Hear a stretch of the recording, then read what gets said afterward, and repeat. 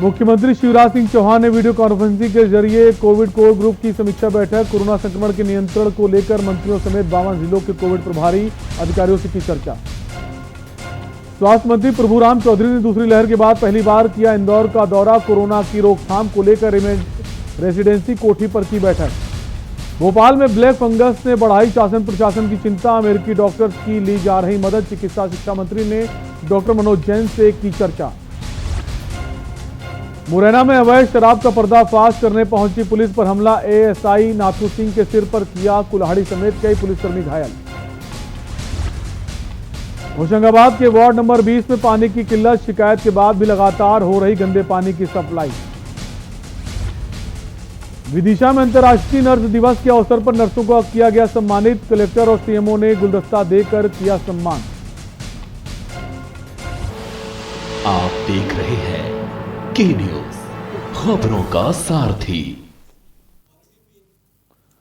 और बुलेटिन शुरुआत करेंगे खबर भोपाल से। यहां मुख्यमंत्री शिवराज सिंह चौहान ने अपने निवास में वीडियो कॉन्फ्रेंसिंग के जरिए कोविड-19 कोर ग्रुप की समीक्षा बैठक ली है।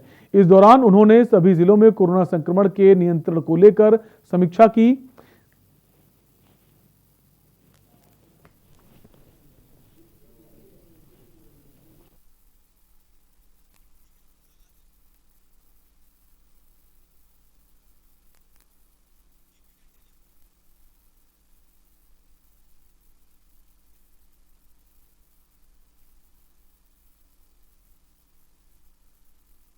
सीएम शिवराज सिंह चौहान ने बैठक की है जिसमें 52 जिलों के कोविड प्रभारी मंत्री और अधिकारी शामिल रहे।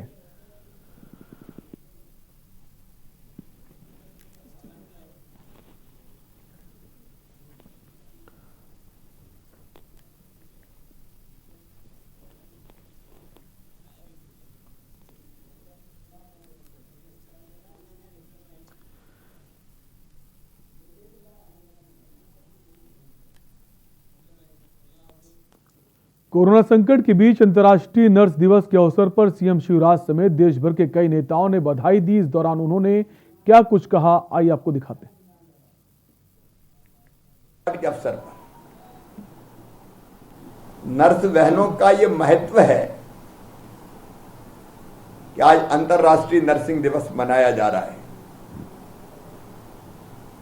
युद्ध के समय हाथ में लालटेन लेकर एक एक मरीज तक पहुंचने वाली और उनकी सेवा करने वाली नर्स फ्लोरेंस नहीं रही लेकिन अमर हो गई और उन्हीं के पद चिन्हों पर चलकर आप भी सेवा के महान काम में लगी हुई है। अब बीमार तो हर एक होता है और बीमारी कोई जाति और धर्म देखकर भी नहीं आती, लेकिन पेशेंट कोई भी हो, दिन और रात उसकी सेवा करना, समय पे दवाइयां देना, पैरामीटर्स चेक करना, लेकिन उससे भी ज्यादा महत्वपूर्ण है मरीज का हौसला बढ़ाना। मैं जब कोरोना से पीड़ित था और भर्ती था अस्पताल में, तो नर्स बहन सरोज यादव ने जैसी देखभाल की मैं भूल नहीं सकता कभी।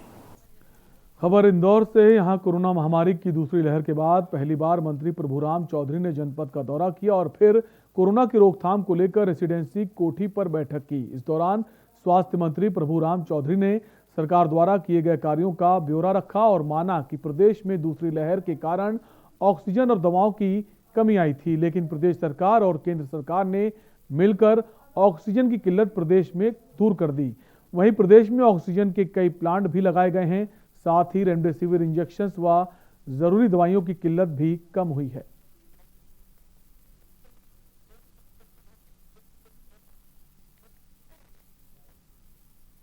केस हैं उनको प्रॉपर रूप से मेडिसिन के किट उनको घर घर उपलब्ध कराए जा रहे हैं। जो कोविड कमांड सेंटर है हमारे, वहां से 2 बार उनसे बातचीत की जा रही है और अगर उनको पेशेंटों को कहीं बात करना है तो 1075 नंबर उनको अलर्ट किया गया है, तो वो कभी भी उसकी सलाह ले सकते हैं। CCC हम लोगों ने कोविड केयर सेंटर बनाए, जिससे वहाँ ब्लॉक लेवल पर भी बनाए, कई सामाजिक संस्थाओं ने, कई और अन्य ऑर्गेनाइजेशन का भी काफ़ी इसमें सहयोग इसमें मिला है। इंदौर में कोरोना के बढ़ते मामलों की रोकथाम के लिए स्वास्थ्य मंत्री प्रभुराम चौधरी की अध्यक्षता में समीक्षा बैठक की गई। बैठक में जिला प्रशासन के अधिकारियों के साथ जल संसाधन मंत्री तुलसीराम सिलावट, पर्यटन मंत्री उषा ठाकुर और कांग्रेस विधायक जीतू पटवारी मौजूद रहे। वहीं मीडिया से चर्चा करते हुए जीतू पटवारी ने कहा कि इस समय सभी साथ मिलकर काम करें। उन्होंने बताया कि बैठक में प्रेजेंटेशन भी दिखाया गया, जिसमें सरकार द्वारा मौतों के आंकड़े को छुपाया जा रहा है। इंदौर शहर के एक शमशान घाट में 785 लोगों की दाह संस्कार हुआ।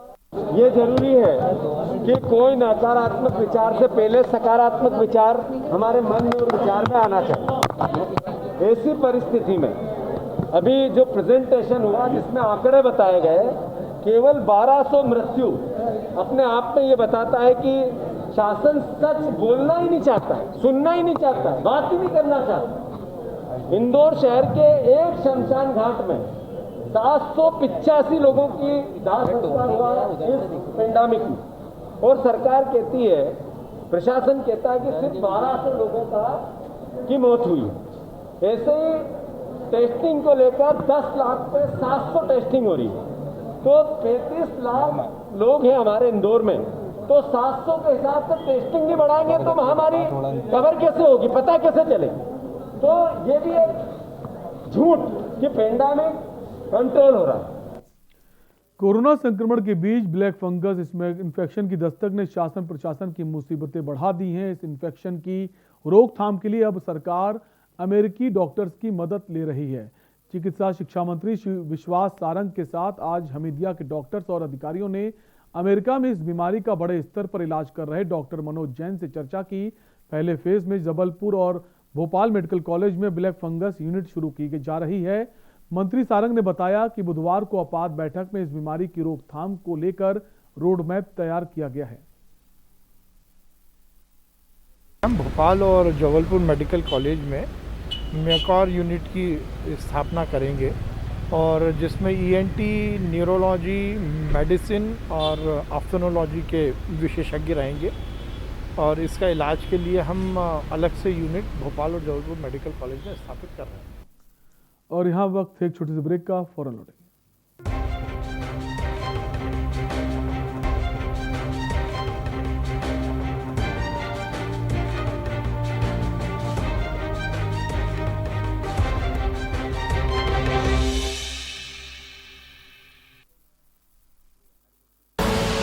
आप देख रहे हैं के न्यूज, खबरों का सारथी।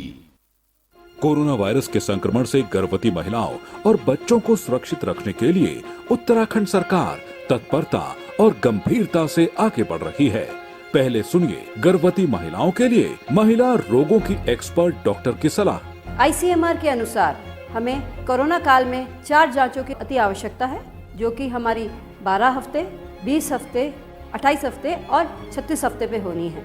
इस दौरान पे आपका जो टीकाकरण है, जो आपकी सामान्य जांचें हैं, जो आपकी अल्ट्रासाउंड है, ये सब डॉक्टर द्वारा कराई जाएगी। इस कोरोना काल में आपको 2-3 चीज़ों का विशेष ध्यान रखना है, जैसे कि सामाजिक दूरी, साफ सफाई का ध्यान रखना और मास्क पहनना है।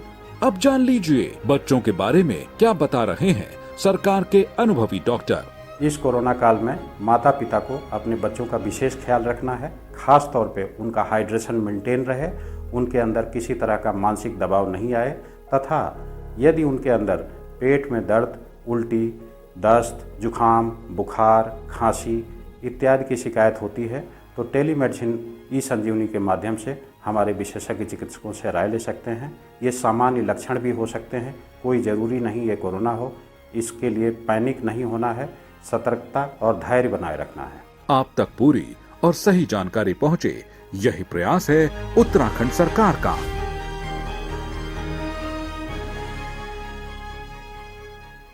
जुबान के लिए उड़ चला गैरों की ज़मीं पर, खुशबू अपने पन की ढूंढता और दूर कितना भी जाओ, इस जुबान से दूर ना जा पाओगे। विमल, बोलो जुबान केसरी। आप देख रहे हैं के न्यूज, खबरों का सारथी।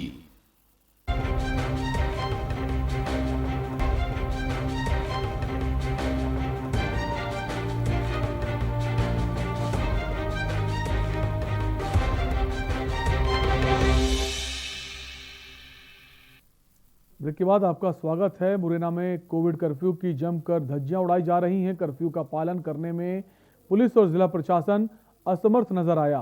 बिना रोक टोक के लोग घूम रहे हैं और जो पुलिस प्रशासन है वो मूक दर्शक बना हुआ है।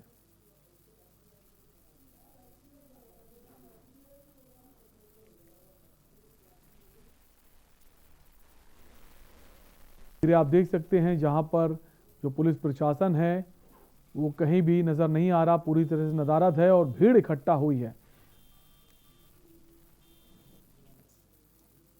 मुरैना में दिमनी थाना क्षेत्र के माता का पूरा गांव में अवैध शराब के खिलाफ कार्रवाई करने पहुंचे पुलिस टीम पर जानलेवा हमला कर दिया गया। इस दौरान टीम पर लाठी डंडे और कुल्हाड़ी से हमला बोला गया। जब पुलिस टीम जान बचाकर भागने लगी तो पीछे से पथराव भी किया गया, जिसमें पुलिस वाहन भी क्षतिग्रस्त हो गए।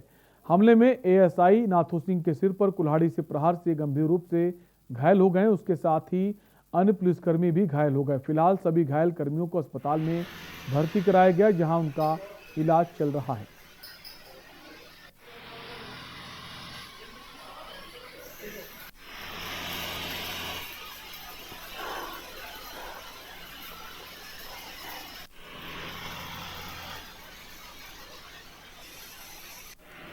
पूरे देश में कोरोना के मामलों में लगातार बढ़ोतरी हो रही, जिसको लेकर प्रदेश सरकारें सख्ती से लॉकडाउन का पालन करा रही, लेकिन इसके बाद भी कई जगह लॉकडाउन की धज्जियां उड़ाई जा रही हैं। ऐसा ही एक मामला कटनी जिले के बड़वारा थाना क्षेत्र के ग्राम भुरका से सामने आया, जहां लॉकडाउन का उल्लंघन करते हुए ग्रामीण द्वारा बाजार लगाया गया। इस दौरान ना तो कोई सोशल डिस्टेंसिंग का पालन करता नजर आया और ना ही किसी ने मास्क लगाया हुआ था।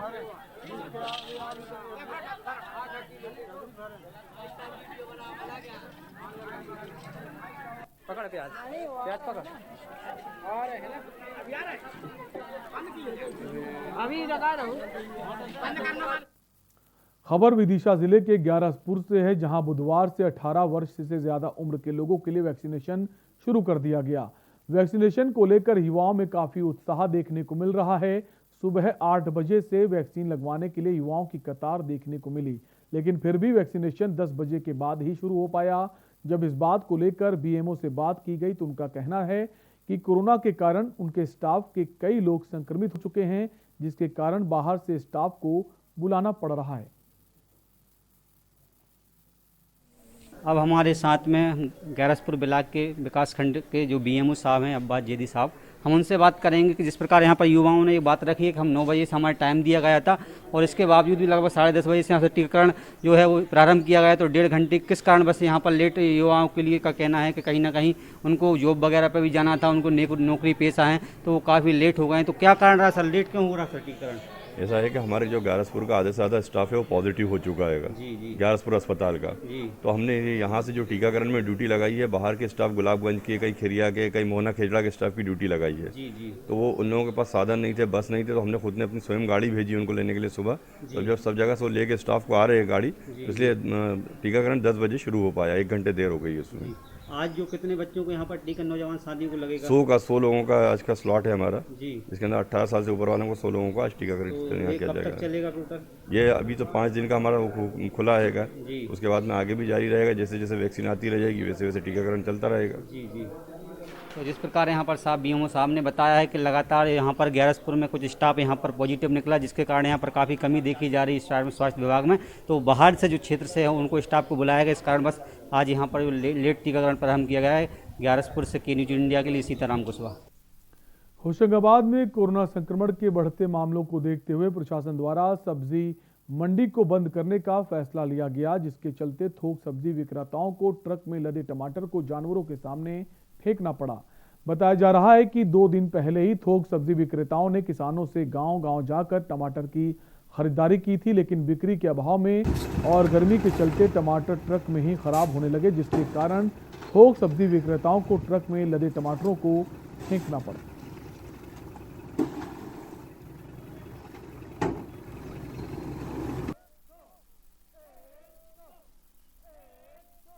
के अंतर्गत उन्होंने इसको प्रावधान में लाए थे कि सब्जी मंडी और फ्रूट मंडी टोटल बंद रहेगी। और चूँकि एकदम से ये आदेश आया तो हमारे पास जो माल 7 तारीख का था, 8 तारीख का जो टमाटर आ गया या और दूसरी सब्जियां जो आ गई वो 9 तारीख को सुबह बिकने लायक नई कंडीशन में थी। अब 9 तारीख को नहीं बिकी, 10 को नहीं बिकी, ऐसे चलते चलते अब ये कंडीशन आ गई कि सब्जियों को हमें फेंकना पड़ रहा है। कोई सब्जी, गर्मी का टाइम चल रहा है, सब्जी बचेगी नहीं। और फुटकर भी चूँकि कोरोना कर्फ्यू चल रहा है तो फुटकर जो व्यापारी हैं, रिटेल ब्रोकर हैं, वो भी उसको नहीं ले रहे हैं। इसलिए सब्जी मंडी, थोक सब्जी होशंगाबाद को तो पूरा पूर्णतः लॉस है। देश में कोरोना की दूसरी लहर से हाहाकार मचा है। इसके एहतियातन राजनांदगांव के न्यायालय परिसर में टीकाकरण हेतु कैंप लगाया गया, जिसका आयोजन जिला एवं सत्र न्यायाधीश, अपर सत्र न्यायाधीश, मुख्य न्यायिक magistrate, para legal, volunteer panel level द्वारा किया गया है, जिसमें सभी ने वैक्सीन लगवाई है।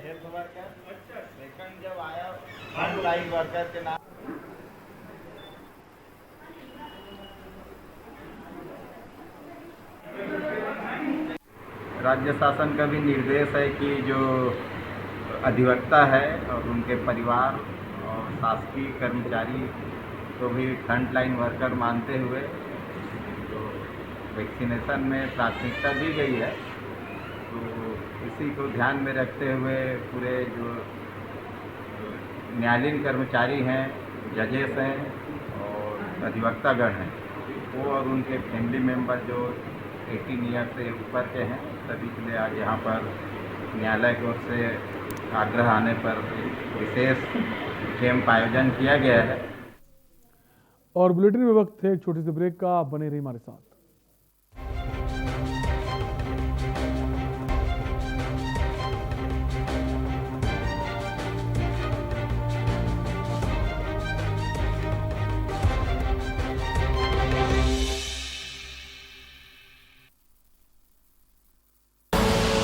आप देख रहे हैं के न्यूज, खबरों का सारथी। पर ये दिल है कि चख रहा है उन्हीं अल्फाजों का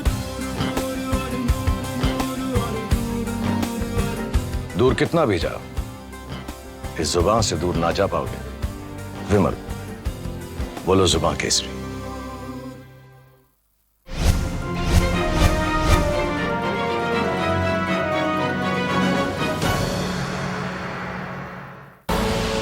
आप देख रहे हैं के न्यूज, खबरों का सारथी।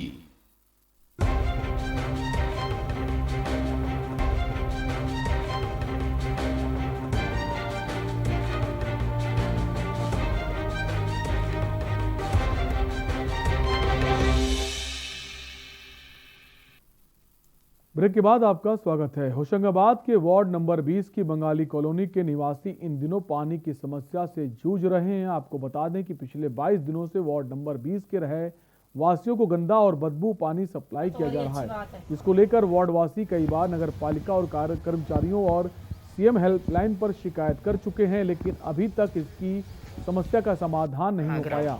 जिसके बाद गुस्साए वार्ड वासी गंदे पानी की बोतलें लेकर नगर पालिका पहुंच गए और स्वच्छ पानी की मांग करने लगे। मामले की गंभीरता को समझते हुए अधिकारियों ने वार्ड में टैंकर के माध्यम से पानी सप्लाई कराने की बात कही है।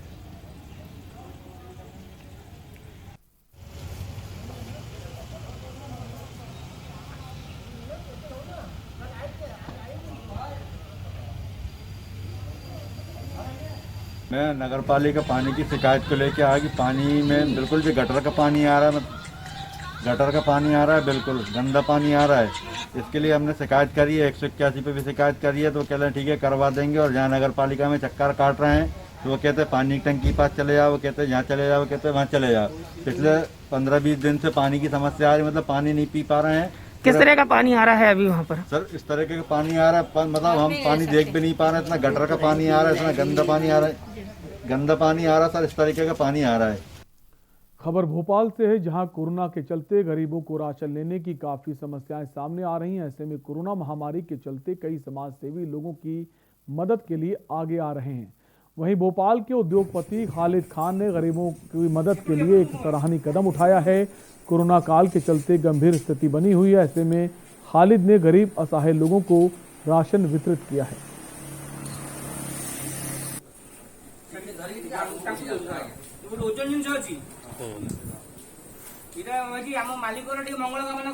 विदिशा के जिला अस्पताल में अंतर्राष्ट्रीय नर्स दिवस के अवसर पर मेडिकल कॉलेज एवं शासकीय चिकित्सालय में जिला कलेक्टर और मुख्य चिकित्सा अधिकारी द्वारा समस्त नर्सिंग स्टाफ को गुलदस्ता देकर सम्मानित किया गया। साथ ही जिला कलेक्टर और मुख्य चिकित्सा अधिकारी ने नर्सों द्वारा किए जा रहे कार्यों की सराहना भी की।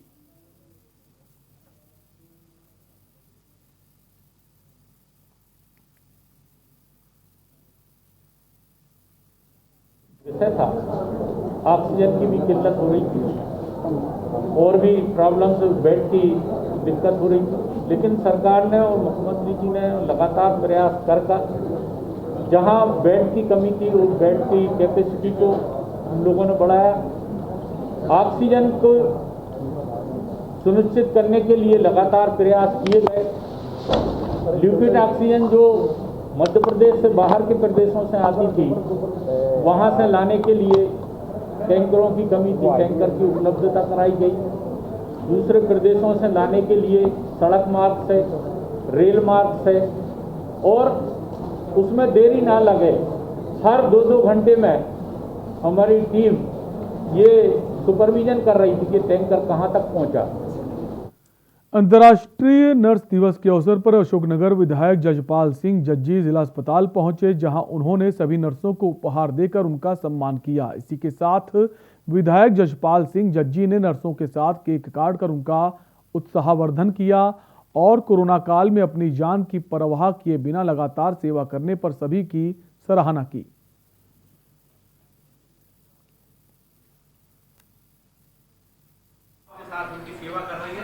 कई बार ऐसे मौके आते हैं कि मरीज या उनके पेशेंट उनके साथ।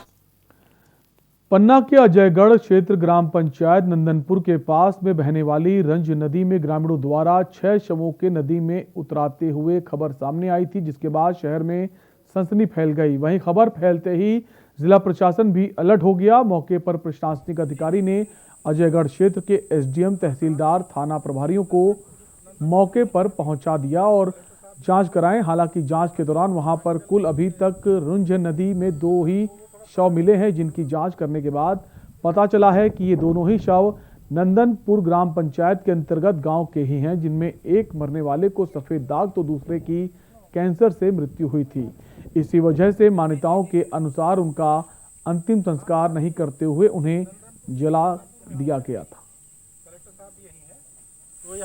करीब 90 साल के थे, उनको कोविड की बीमारी थी और बिहार सर्वेरिया के सरपंच साहब से हमने बात की तो उन्होंने बताया कि उनके यहाँ पे परंपरागत रूप से ऐसा व्यक्ति जिसको कोई चर्म रोग है, कैंसर का रोग है, तो वो बीमारी किसी और को ना फैल जाए, इसलिए उसको जल स्नान कराया जाता है। इसी प्रक्रिया के तहत उन्होंने विधिवत उनके गांव के एक व्यक्ति जो करीब 90 वर्ष के वृद्ध व्यक्ति थे, जिनको कोविड की और अन्य बीमारी थी, उसको जल प्रवाह किया है। और ये सारी जानकारी गांव के और बिहार सरवरिया गांव के और नंदनपुर गांव के लोगों को पहले से पता थी। ये 6 की जो बात है ये बिल्कुल झूठ है। कल से हमारे तहसीलदार और हमारे थानेदार की टीम थी, कल से ही हमको खबर मिली थी कि 2 यहाँ पे डेड बॉडी है। बगल का गांव बीर सरवरिया गांव के लोगों ने एक को शरीर पे सफ़ेद दाग थे, जिनको नॉर्मल तौर पे जो है दाह संस्कार नहीं करते, उनको यहाँ पे जल प्रवाह किया है। एक और थे जिनकी 3-4 साल से कैंसर से पीड़ित थे, जिनको भी जो है यहाँ जल प्रवाह किया, जिनका यहाँ के लोगों का कहना है कि ऐसे लोगों को लोग दाह संस्कार नहीं करते। 2 ही डेड बॉडी यहाँ पे हैं और 1 डेड बॉडी हम लोगों ने निकाल के उनका मिट्टी में दफना दिया है। 1 डेड बॉडी अभी पानी के अंदर डूबी हुई है, जिसको लोग जाल डाल के निकाल रहे हैं। उनको भी हम लोग विधिवत तरीके से दफनाएंगे। बीर सरिया गांव के सरपंच भी यहाँ पे हैं, नंदनपुर के भी जागरूक ग्रामीण लोग हैं। और फिलहाल अभी के इस बुलेटिन में इतना ही। बाकी तमाम खबरों के लिए आप देखते रहिए के न्यूज़ इंडिया। नमस्कार।